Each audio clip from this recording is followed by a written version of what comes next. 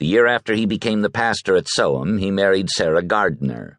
It was 1776, the year America declared independence from Britain.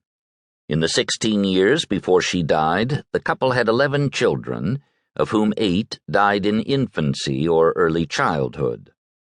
Sarah died 2 months before the Baptist Missionary Society was formed in October 1792.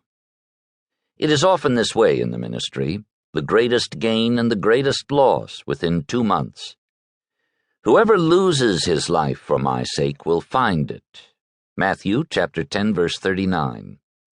Unless a grain of wheat falls into the earth and dies, it remains alone. But if it dies, it bears much fruit.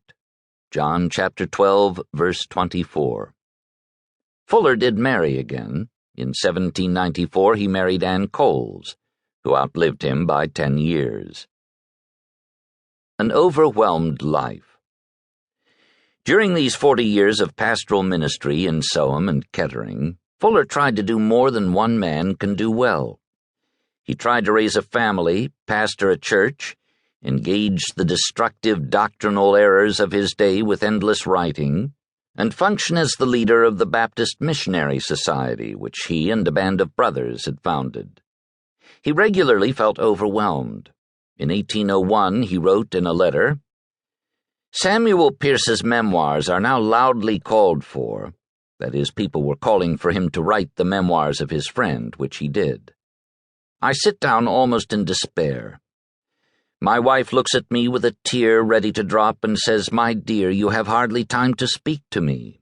My friends at home are kind, but they also say, 'You have no time to see us or know us, and you will soon be worn out.'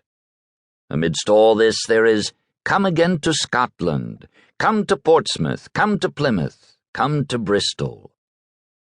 It was a little band of Baptist pastors, including William Carey, who had formed the Baptist Missionary Society on October 2, 1792.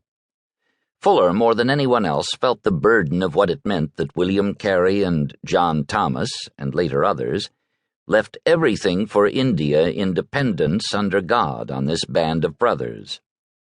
One of them, John Ryland, recorded the story from which came the famous rope-holder image. He wrote that Carey said, "Our undertaking to India really appeared to me, on its commencement, to be somewhat like a few men who were deliberating about the importance of penetrating into a deep mine, which had never before been explored, and we had no one to guide us, and while we were thus deliberating, Carey, as it were, said, 'Well, I will go down if you will hold the rope.' But before he went down, he, as it seemed to me, took an oath from each of us, at the mouth of the pit, to this effect, that while we lived, we should never let go of the rope." Fuller served as the main promoter, thinker, fundraiser, and letter writer of the society for over 21 years. He held that rope more firmly and with greater conscientiousness than anyone else. When he said above that in all his pastoral labors he heard, "Come again to Scotland, come to Portsmouth, come to Plymouth, come to Bristol," he meant that churches were calling him to come and represent the mission. So he traveled, continuously speaking to raise support for the mission. He wrote the regular periodical accounts. He supplied news to the Baptist Annual Register, the Evangelical Magazine, and the Baptist Magazine. He took the lead role in selecting new missionaries. He wrote regularly to the missionaries on the field and to people at home. Tireless pastoral labors. Fuller did all this while knowing his pastoral work was suffering. He did not have an assistant at Kettering until 1811, John Hall, 4 years before he died.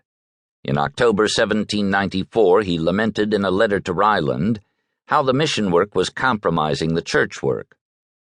"I long to visit my congregation, that I may know of their spiritual concerns and preach to their cases." The love he felt for his people is expressed in a letter he wrote to a wayward member that he was pursuing. When a parent loses a child, nothing but the recovery of that child can heal the wound. If he could have many other children, that would not do it.